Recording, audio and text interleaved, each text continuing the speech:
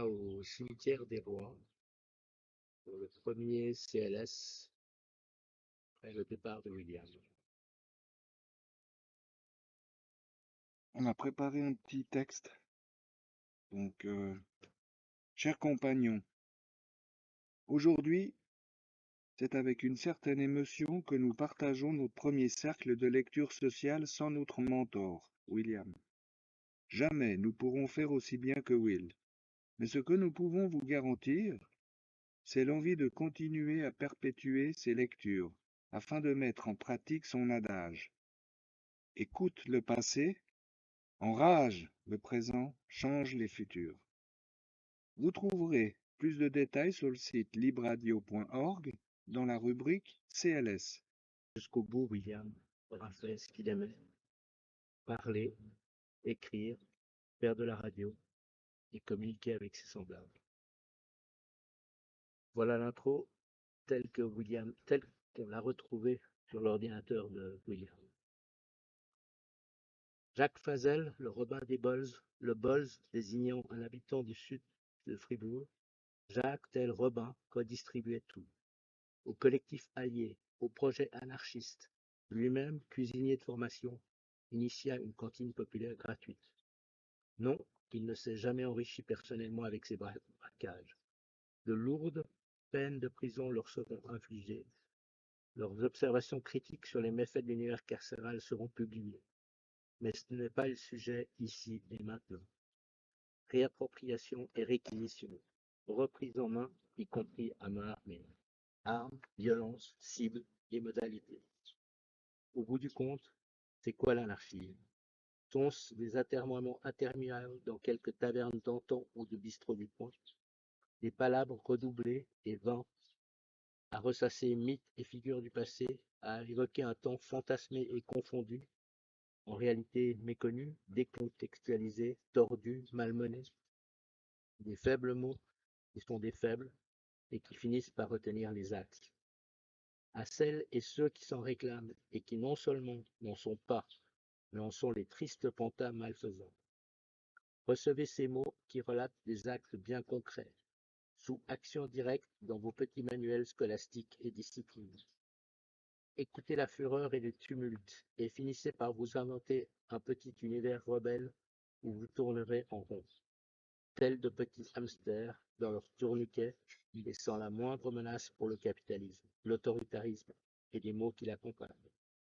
Va falloir prendre parti et prendre des décisions, non sans conséquence. Merci, camarade. Comme première source, dans le journal La Liberté, jeudi 23 avril 1987. Titre: Retour à la case départ. Depuis hier, le fribourgeois Jacques Fazel, 34 ans, comparaît pour la 4e fois en justice pour répondre d'une septantaine de crimes et délits. Sous la présidence débonnaire de Joseph Bavot, le tribunal criminel de la Gruyère a repris le dossier à zéro à la suite de la cassation du premier jugement. La journée de mercredi a été consacrée aux 6 hold-up commis en 1978 et 1979. Mais avant, maître Jean-Pierre Garbade, le défenseur de Fazel, a demandé que le directeur du pénitencier de Bochu soit cité comme témoin pour être interrogé sur le rôle de Fazel dans l'émeute qui a secoué l'établissement en janvier dernier. C'est à la suite de ces troubles que Fazel a été transféré au quartier haute sécurité du pénitencier de Regensdorf. Le directeur de Bochu considère en effet que Fazel a été l'un des investigateurs de l'émeute, ce que Fazel conteste, tout en reconnaissant avoir créé un comité de détenus, participé à une grève du travail et signé une pétition. Son avocat a souligné que l'émeute avait éclaté le lendemain du transfert de Fazel à Regensdorf. Il voulait interroger à ce propos le directeur de Bochu qui l'a accusé de mentir. Une tactique.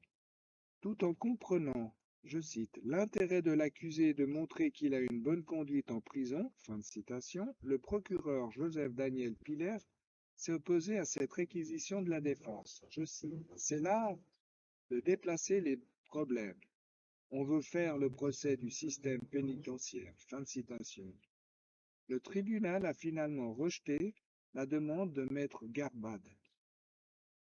Le conseiller d'État vaudois Lebas a en effet refusé à son fonctionnaire l'autorisation de témoigner. Le tribunal, protégé par des mesures de sécurité, a ensuite passé en revue les 6 attaques à main armée, toutes reconnues par Jacques Fazel, qui ont reporté à lui et à ses complices un butin de plus d'1 million. Le mystérieux tueur. L'agression la plus grave s'est déroulée le 2 octobre 1978 au Jumbo de Villars-sur-Glâne, où un convoyeur de fonds de l'UBS avait été tué à bout portant par un complice encore non identifié. La serviette ne contenait que 1000 francs. Fazel, qui fonctionnait comme chauffeur et devait au besoin protéger la fuite de ses 3 complices à l'aide d'un fusil de chasse à canon scié, a dénoncé un certain Masneri comme étant le tueur, mais seulement après que celui-ci fut décédé en prison. Fazel a reconnu être le principal organisateur de ce coup. Otage pendant 10 heures. Au matin du 7 décembre 1979, Fazel et 3 complices ont dévalisé le coffre de la BEF, Banque d'État fribourgeois, de Courtépin. Après avoir pris en otage durant toute la nuit le gérant et sa femme dans leur villa, en n'omettant pas de placer la fillette de 10 mois dans son parc à proximité de sa mère. Les agresseurs étaient armés jusqu'aux dents et Fazel portait une cartouchière, je cite, pour impressionner. Comme Reagan et Gorbatchev possèdent la bombe atomique, fin de citation, dit l'accusé fidèle à son image et jamais avare de comparaisons politiques. Biscombe. L'autre image, c'est celle du, je cite, type pas si méchant que ça, fin de citation. Dans son sac, il avait un biscombe. C'est la Saint-Nicolas qu'il a tendu à la maîtresse de maison, qu'il a refusé. À la barre des témoins, l'épouse du gérant se souvient encore de cette longue nuit d'angoisse. Je cite. J'ai peur quand je suis seul. Fin de citation. Pourtant, le couple séquestré n'a pas eu l'impression que Fazel était le chef. Fazel a répondu, je cite, je regrette. Aujourd'hui, j'utiliserai d'autres méthodes pour lutter contre le pouvoir dont j'ai subi la violence. Fin de citation. Le verdict attendu pour vendredi. L'audience reprend ce matin et le verdict est attendu pour vendredi. Fazel a déjà été condamné par défaut en 1981 après une évasion. Repris à Paris, après une fusillade avec la police, il a été extradé en 1984 et rejugé avec 2 complices en décembre 1985.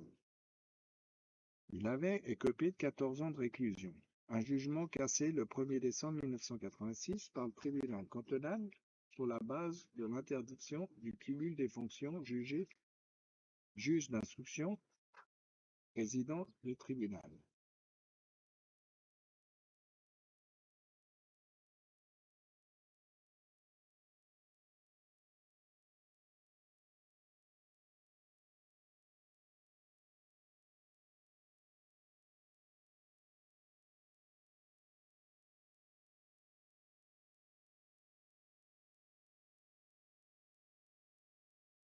Continue avec le Nouvelliste, feuille d'avis du Valais du 23 mars 1988.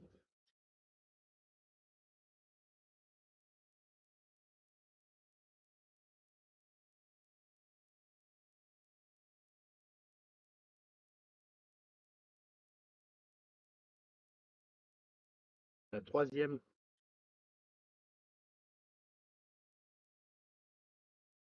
évasion de Jacques Fazel. Étonnement candide d'un directeur de prison, ce n'est pas son style. Witzwil, Fribourg. Le délinquant fribourgeois Jacques Fazel, surnommé le Robin des Bols, s'est enfui lundi soir du pénitencier de Witzwil,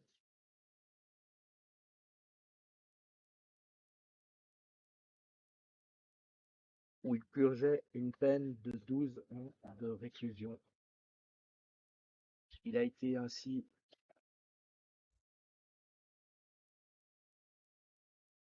Il a ainsi signé sa troisième évasion en 9 ans. Le fribourgeois de 35 ans avait été condamné le 24 avril 87 par le tribunal criminel de la Gruyère pour brigandage, vol et cambriolage. Le directeur de Witteville a fait part de son étonnement. Quant au défenseur de Jacques Pazel, il souligne la crainte que ce dernier avait d'être placé dans un nouveau pénitencier plus sévère. Pour l'heure, malgré les barrages en place, les recherches sont demeurées vaines. La fuite de Jacques Pazel a été découverte lundi soir, a déclaré hier à AP le directeur du pénitencier de Witteville, M. Rolf Koenig. Jacques Pazel, qui était occupé à des travaux de bûcheronnage à l'extérieur de la prison, était rentré en compagnie d'autres pensionnaires. Il a donc pris la clé des champs peu après, vers 17 heures, sans grande difficulté puisque Witteville est un établissement ouvert. Nous sommes tous étonnés que cela se soit passé de cette manière. Ce n'est pas son style, c'est un pensionnaire absolument sans problème, a ajouté M. Kenny. Il y a 10 jours, Jacques Pazel avait bénéficié d'un congé, de même qu'après les autres congés, il était rentré normalement au pénitencier. Pour son avocat genevois, Jean-Pierre Garbade, il est évident que Jacques Pazel sentait peser sur lui la menace d'être réintégré dans un pénitencier plus sévère. Le chef du service pénitentiaire fribourgeois, Joseph Jutzet, avait autorisé son transfert au pénitencier ouvert de Witteville à condition que des problèmes ne surgissent pas à cause d'un comportement critiquable et surtout une attitude contestataire et négative. Jacques Pazel ne faisait pourtant qu'utiliser la plume et des droits constitutionnels, à savoir le droit d'association et de pétition. Cependant, ces armes ne plaisent pas, note Jean-Pierre Garbade. Les autorités fribourgeoises chargées de l'exécution pénale avaient transféré Jacques Pazel au pénitencier de Witteville le 11 janvier dernier. Depuis sa condamnation d'avril 87, il avait été incarcéré au pénitencier de la Stampa à Lugano et à la prison Amthaus de Berne. Jacques Pazel aurait dû rester à Witteville jusqu'au 27 juillet prochain. Par la suite, il aurait vraisemblablement été soumis au régime de semi-liberté dont bénéficient les détenus qui ont accompli la moitié de leur peine. Selon M. Koenig, Jacques Pazel aurait pu bénéficier de ce régime. Un voleur entré dans la légende. En Suisse romande, Jacques Pazel s'était une réputation de roi de l'évasion, au même titre que Walter Sturm en Suisse alémanique. Il a pris la clé des champs à 3 reprises. En juin 79, il scie les barreaux de la prison préventive de Tavel, à Fribourg, sera arrêté à la fin de cette même année à Genève. 2 ans plus tard, en juillet 81, il s'évade du pénitencier de Bochu, en compagnie de 5 détenus. Il a été appréhendé à Paris au printemps 82 après un échange de coups de feu avec la police.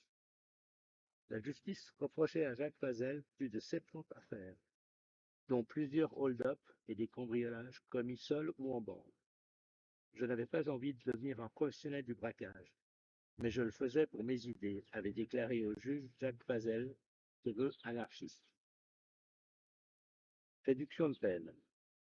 La justice fribourgeoise s'est occupée du dossier de Jacques Pazel à 3 reprises. Jacques Pazel avait été condamné une première fois en 81 à 20 ans de réclusion par le tribunal criminel de la Sarine, à Fribourg, par défaut puisqu'il s'était évadé peu avant le procès. Après son arrestation à Paris, il avait demandé le relief du jugement de 80 ans. En décembre 85, il avait écopé de 14 ans de réclusion, peine complémentaire à celle de 3 ans qu'il venait de purger en France. Ce jugement a été cassé par le tribunal cantonal en raison du cumul des fonctions. C'est en effet un même juge qui avait instruit le dossier et présidé les débats lors du procès. Une pratique incompatible avec la Convention européenne des droits de l'homme. Saisis à leur tour, les juges de Bulle avaient prononcé en avril 87 une peine de 12 ans de réclusion, peine complémentaire à la sanction de 3 ans déjà purgée en France. Le tribunal avait déduit de la peine environ 5 ans de détention préventive.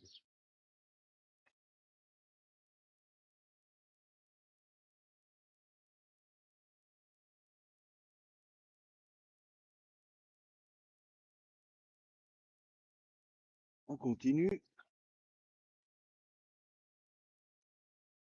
avec l'Express, feuille d'avis de Neuchâtel. du lundi 11 février 1991. Encore 7 mois pour Fazel. Pas de liberté conditionnelle. Jacques Fazel reste à la Chaux-de-Fonds. Jacques Fazel a déposé un recours contre la décision de la direction de la justice du canton de Fribourg, qui a repoussé de 7 mois sa libération conditionnelle, a confirmé l'employeur du Robin des Bonnes. La coopérative Espace Noir à Saint-Imier, en Berne, condamné à 12 ans de prison en 1987, après 4 ans et demi de détention préventive, Jacques Fazel aurait dû sortir de prison le 4 février dernier. Dans une lettre datée du 8 janvier, la direction de la police fribourgeoise avait signé au détenu condamné pour brigandage que sa semi-détention était prolongée jusqu'au 31 août au pénitencier de la Chaux-de-Fonds. Après 2 quotidiens lémaniques, les autorités fribourgeoises estiment que Jacques Fazel avait, je cite, « cherché par tous les moyens à déstabiliser le système carcéral ». Fin de citation. À la prison de la Stampa notamment. La lettre mentionne aussi son évasion de Witzwil en 1988 avant son arrestation en France. La direction de la police relève néanmoins que le détenu a changé d'attitude depuis qu'il a été placé en section ouverte à la prison neuchâteloise. Je cite, « Il respecte le règlement de cette maison et se comporte correctement ». Fin de citation. Relève la lettre tout en soulignant que Jacques Fazel reste, je cite, contestataire à l'ordre établi. Fin de citation. Romain Desbols est employé comme cuisinier auprès de la coopérative Espace Noir. À sa sortie de prison, il avait prévu de travailler comme représentant d'une société ayant son siège à Paris qui vend des produits d'artisanat péruvien et colombien en Europe, a précisé le gouvernement fribourgeois. Le célèbre détenu se retrouve en attendant au chômage. Ses employeurs lui avaient déjà trouvé un remplaçant. Espace Noir a annoncé son intention de protester contre la prolongation de la peine. Je cite, « La direction de la police connaissait déjà les faits qu'elle reproche aujourd'hui à Jacques Fazel quand elle lui a promis sa libération, a expliqué à l'ATS un responsable d'Espace Noir. »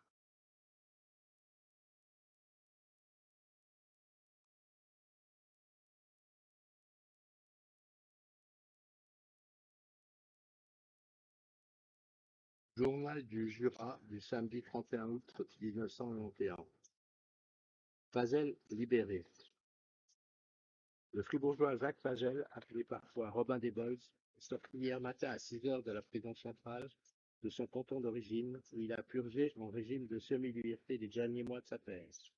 Il avait été condamné en 1987 à 12 ans de réclusion par le tribunal criminel de la Gruyère, sous déduction des 1729 jours de détention préventive pour sa participation à des attaques à main armée et à des cambriolages. La libération conditionnelle de Jacques Fazel intervient 3 ans et demi avant le terme de sa condamnation, mais 7 mois après le délai autorisé pour une telle mesure est fixé aux 2/3 de la peine. La direction fribourgeoise de la justice, dont la décision a été vainement attaquée par l'intéressé auprès du Conseil d'État, avait expliqué le choix de ce moyen terme par la déstabilisation du système carcéral tenté naguère par Robin Desbols et par son évasion du pénitencier de Witzwil en 88.